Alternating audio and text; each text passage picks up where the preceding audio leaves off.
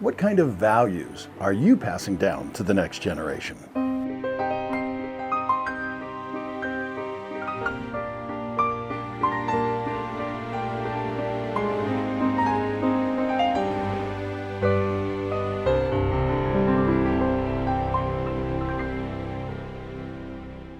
What does a hero mean to you? To me, it's ordinary people doing extraordinary things. It's time for Hero Salute Stories.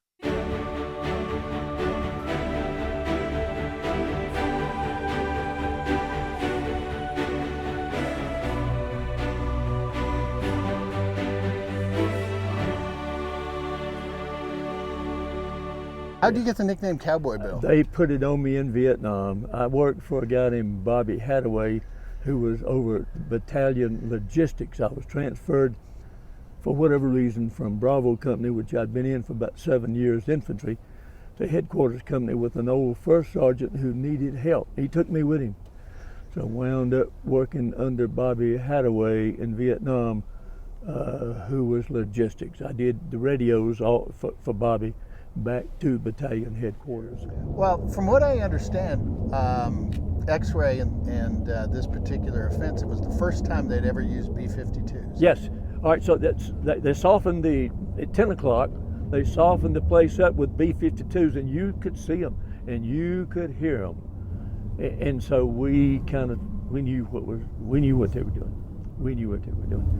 But on Monday is when the mess really started flying, and it got so thick that Moore had just run out of options. They had us outnumbered, 1,600. We finally got some of our people in. Later on, we had two brave helicopter pilots,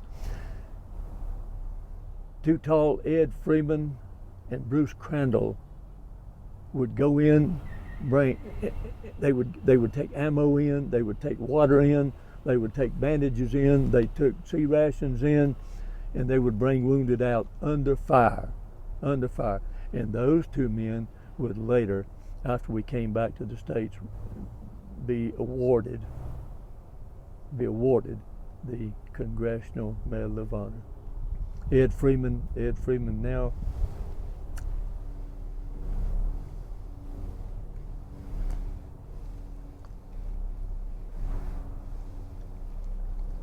is resting in Boise.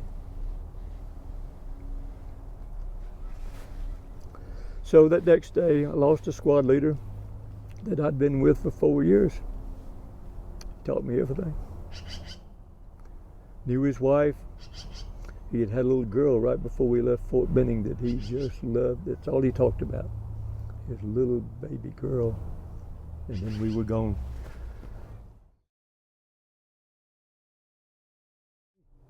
It was 400 of us and 16 of them, 1,600. 2 regiments, 2 complete North Vietnamese regiments. And they just couldn't handle the firepower. We lost so many good men. I guess the one that I think, if I can tell you about one, my medic, Spec 5, Calvin Bognite from Washington, D.C. Calvin was a conscientious objector. No weapon, but he had a medic's bag, and he tried to patch up everybody that he possibly could.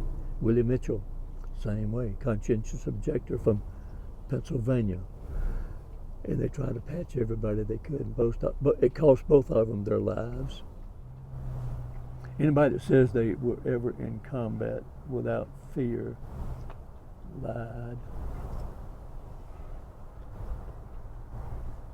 So and if you hear, that wasn't the first time, you can hear if a bullet goes through a real tight CP tent, it pops. It's coming pretty fast, and you can hear the pop. That's close to home. How do you want to be remembered? As just one of these guys. I was nothing special. I just had the uniform. I knew you guys, and one day we'll be together again.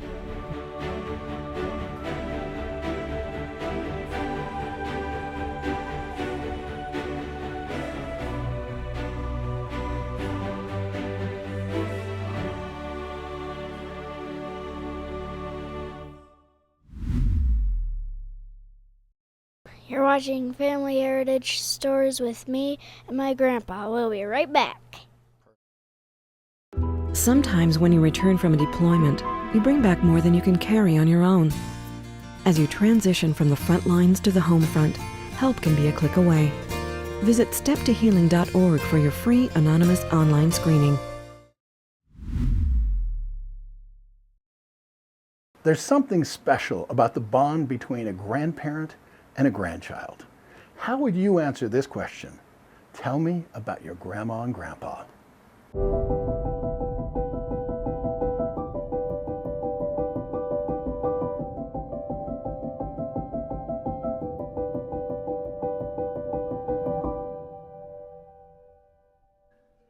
This is Doug Jessup. One of my favorite questions to ask people all around the world is, tell me a story about your grandma or grandpa. Well, today I'm going to try to explain why I asked that question. When I was 12 years old, I got a cassette recorder for Christmas. I liked to interview people even back then. My favorite person to interview was my gramps. Now, he was a pretty cool guy. His name was George Emo Youngquist. He told me stories that my mother didn't even know. Gramps died when I was 19 years old. The last words that my grandfather said on this earth were, "Please remember me." This is his story. Gramps, George Emo Youngquist, was a first-generation American.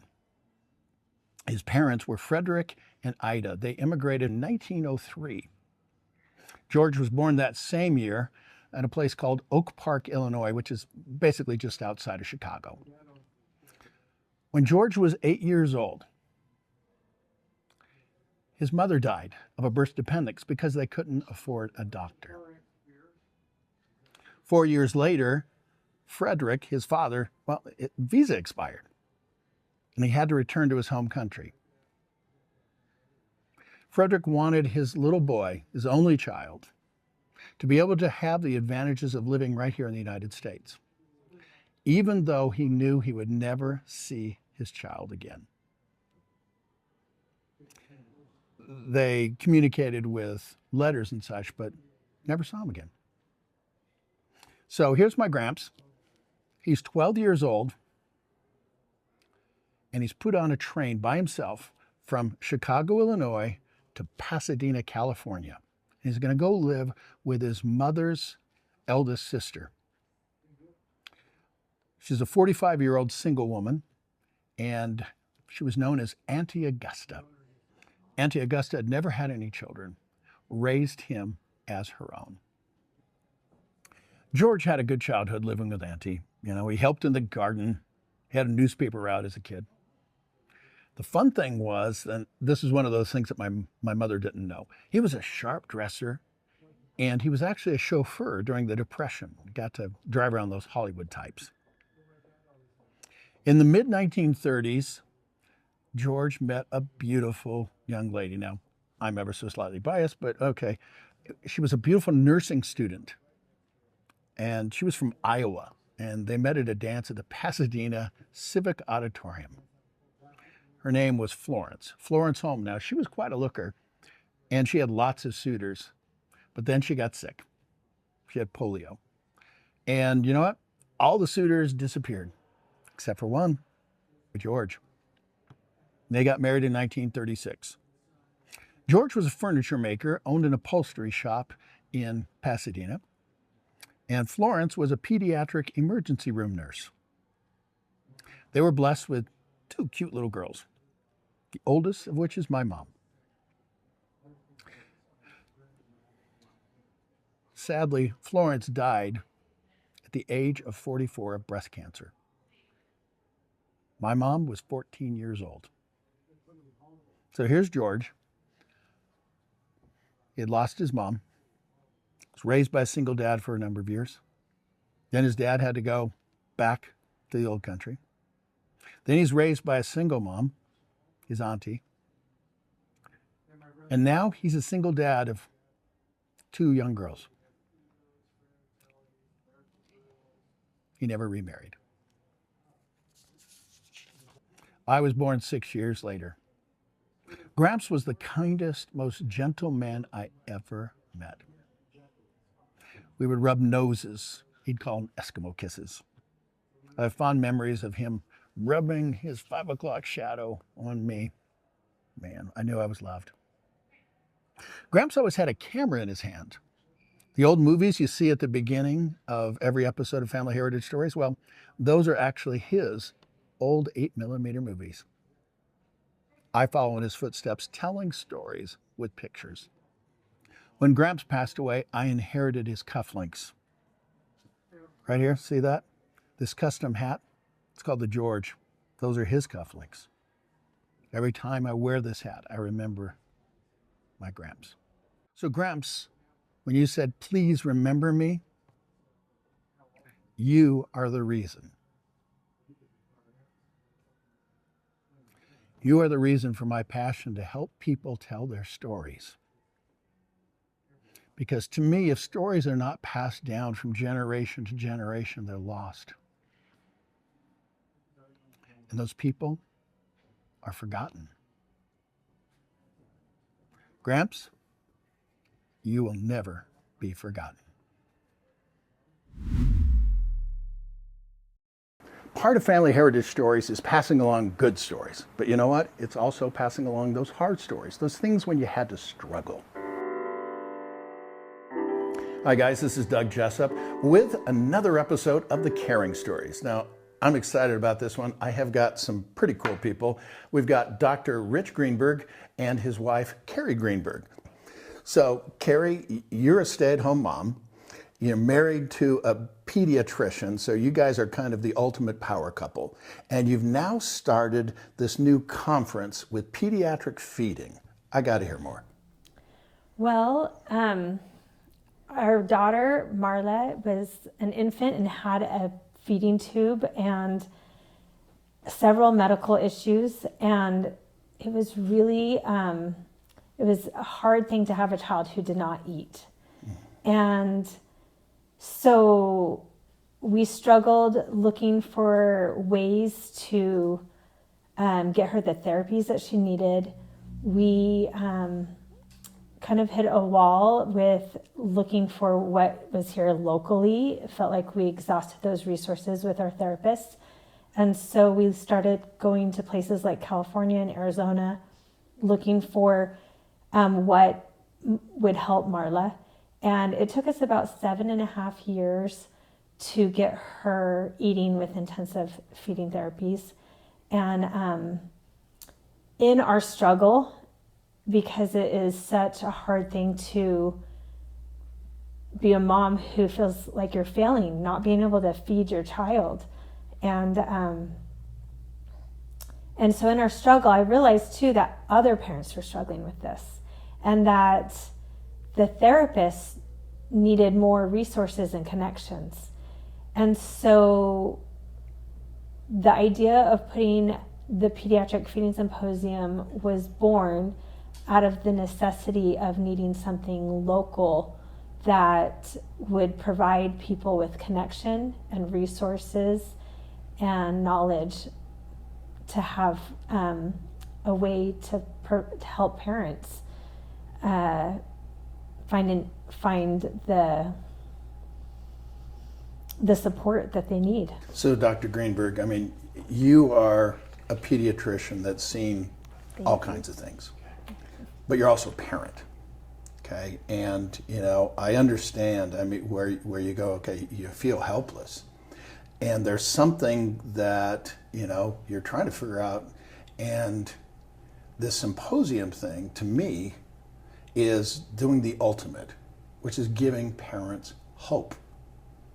But for the people out there watching, how prevalent are these feeding disorders, and how do you recognize them? I mean, what's kind of the things to watch out for? Yeah.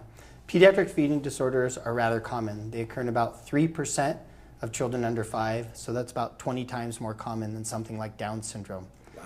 Even though we've heard about many things like Down syndrome, very few people know about pediatric feeding disorders. It's very different than an eating disorder such as anorexia. In a feeding disorder, a child is unable or unwilling to eat orally. These happen for a variety of reasons. They're often multifactorial. There are medical reasons and developmental reasons, things such as cleft palate, Down syndrome can be associated, autism, sometimes psychological and other traumatic factors are involved. The implications lead to obviously nutritional deficiencies, and many of these kids often require tube feeding to sustain them nutritionally. In order to treat these kids, you need a specialized team, pediatrician, occupational therapist, speech and feeding therapist, psychologist, dietitian, so it takes a whole community to take care of these kids. It's crucial to be able to recognize it quickly and treat it, because if it's not diagnosed quickly and treated, it can lead to long-term negative impacts on their physical and mental health, therefore emphasizing the importance of quick recognition, diagnosis, and treatment of these children. You guys are doing something really special.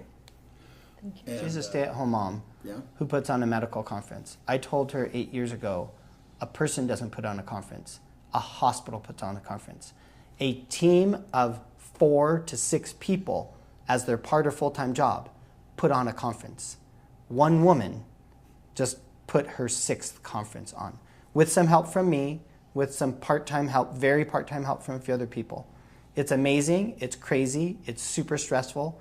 It shouldn't be done. I keep telling her to stop, and she keeps doing it. Well, now, Carrie, I'm going to make you blush, but the reality is, you know, you're a stay-at-home mom, and like your husband, the doctor, said here, I mean, this is not something that normal people do. I mean, but I understand it because some of the most powerful people that I've met are super moms and super dads because they're doing something for their kids.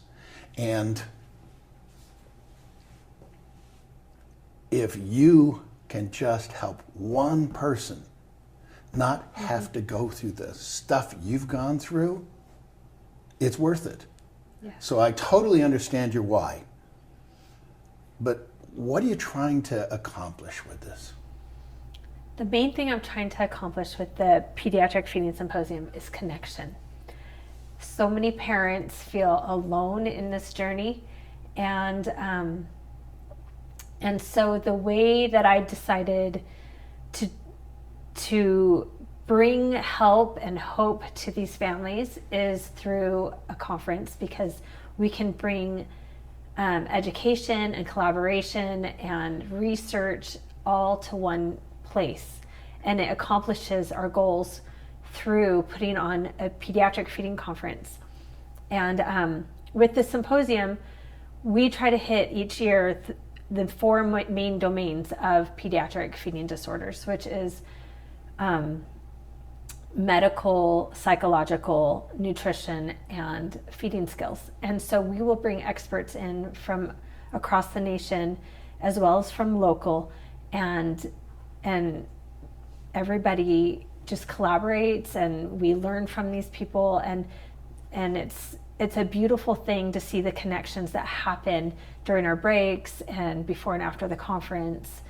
And it provides these parents who also get to come an opportunity for the extra knowledge and expertise and connections that they make with our exhibitors and our providers that are there.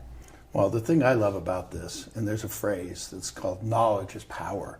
And you've got the ultimate power couple here. Here's a super mom and the dad that has got all this knowledge and these skills and says, okay, how can we combine this and make 1 + 1 = 3? But you guys are going 1 + 1 = 3 billion. So I love what you're doing. But the other thing that I like is the fact that you're giving a forum not just for parents, but also for the medical field, because you brought up the team approach. To be able to have this team. So people out there are watching this right now going, okay, maybe I am dealing with this, or I know someone else that is dealing with this, or I have a patient that's dealing with this. How do they find out more about your Pediatric Feeding Symposium? Well, our Pediatric Feeding Symposium is a yearly conference each September, and we have a hub of information at our website, pedfeed.org, and on there people can find all kinds of information or some resources, but the main thing you will find on there is the information about the conference and any socials that we will put on that help with this community connection. And you can also follow us on our social medias, Pediatric Feeding Community. So you're putting a heck of a lot of work into this. You're providing all these speakers. You've got, let's get real, everybody has got costs and everything. How can people and maybe companies out there help with this pediatric feeding symposium? We're able to run the symposium by wonderful sponsors and donors who help provide venues or meals, which is our time to connect with our exhibitors. Sponsors and exhibitors are a big part of our conference and making that community. And they also get the added benefits of a very active and involved and interested community who is looking for resources for their children and for the children that they help. Well, talking about engaged people, having been at some of these kind of events, if you're a potential exhibitor, I guarantee these are the people you want to be in front of. So thank you so much for what you're doing, because, I think sometimes, and yeah, I'm going to get a little schmaltzy on you, but, sometimes I don't think you guys understand what you're doing when you're doing it. And so you look back and you say, okay, here are all these people. And having had a child that has had some issues, the two big things you want to know is, what in the world am I dealing with? Mm-hmm. And number two, I feel so alone. Yeah. What you're doing, quite bluntly, is giving people hope. So thank you so much for what you're doing. Thank you. Thank you for having us. With another episode of The Caring Stories with Carrie and Dr. Rich Greenberg, I'm Doug Jessup. Ever wondered how an object becomes important enough to pass down to the next generation? I have. This Treasures Remembered could be about this hat, or it could be about this pocket watch, but it's actually about this ring. Let me go back in time a bit. Many years ago, I went to college at Utah State University. There I met a woman with the most beautiful eyes. I somehow convinced her to be my wife. Years went by. We had great kids and now 5 incredible grandkids. Recently, my wife and I took a fun cruise to celebrate a big anniversary. We're both history buffs, and we found ourselves treasure hunting in Key West, Florida to find something special. Lo and behold, we found a bracelet with a Spanish half-real coin from the late 1600s. At the same time, we also found this ring with a coin that appears to have been cut down to make change. My ring's a little younger, from the mid-1700s. My wife's a tad older than me, so it seemed to fit. Oh, by the way, this pocket watch is a treasure from my treasure. She gave it to me as a wedding present. I love you, Camille. Why did the chicken cross the plains? Well, because somebody put it in a wagon westward in the 1850s. This Treasured Remembered is a porcelain chicken dish. The story goes that its original owner, Elna Olsdatter Hansen, a Swedish immigrant, purchased the dish in the eastern United States. It was deemed special enough that it was packed in Captain Brown's wagon train from Iowa, bound for Salt Lake City, and ended up in Mount Pleasant, Utah. The dish was then passed on to her daughter, Christina Peterson. Christina passed it on to her daughter, Hannah Tucker. The chicken then went to Hannah's son and daughter-in-law, Valton and Lorna Tucker. The chicken journeyed next to their daughter, Dorothy MacArthur, who in turn passed it down to her daughter, Camille Jessup. Quite the journey for that chicken. Everyone has a story. Objects with stories are treasures remembered. Most everyone in the United States descends from someone that immigrated here. What would you bring to remember your home country, knowing that you would probably never see your home country again? Ida Josephine Jonquist arrived in the United States in 1902. She brought with her this silver mesh coin purse. Inside were these special coins, including this Swedish krona from 1731 to remind her of home. Objects with stories are treasures remembered. You're watching Family Heritage Stories with me and my grandpa. We'll be right back.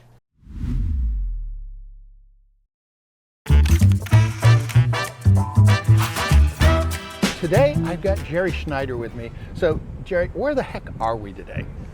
We are in the middle of the Pacific Ocean. What's the thing that you like best about cruising? I don't have to do any work. I like that. I like that a lot. True confession, I messed up the audio in one of my interviews, but thank goodness my wife Camille was here to do a little audio check. Peter Piper picked a peck of pickled peppers. How many pickled peppers did Peter Piper pick? See, that now might go on the show. Wait, what? I grew up near the beach, and so I remember seeing jellyfish, okay? When you get stung by them, not a good feeling, okay?